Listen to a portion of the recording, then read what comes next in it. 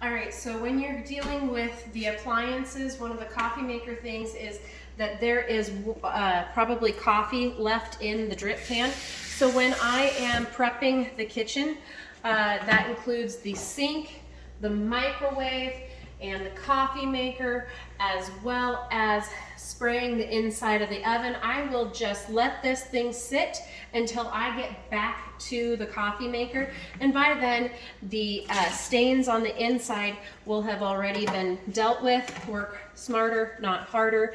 Then you just need to dry the inside, dry this part, and then put it back. Okay, so if you have a coffee maker tray like this, you're going to start with taking everything off of it.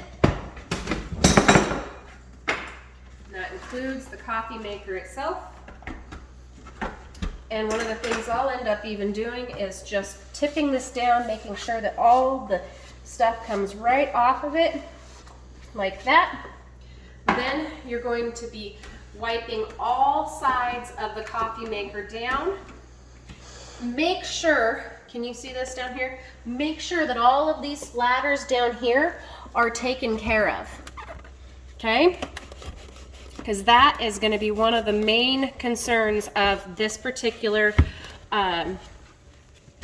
appliance.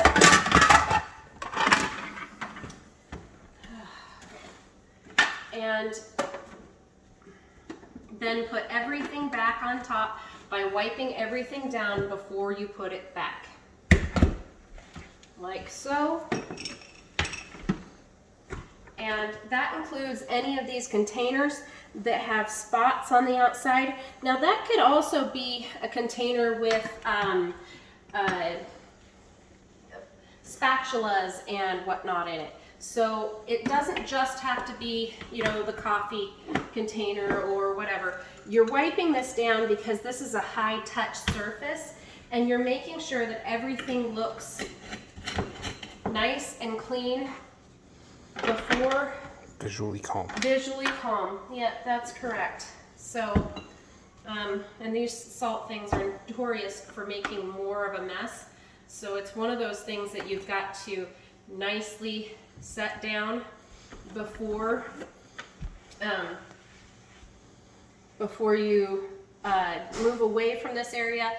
One of the things that I regret that I didn't just show you was before you put the tray back down, wipe the area and then put of the the tray countertop. back. I'm gonna do it again.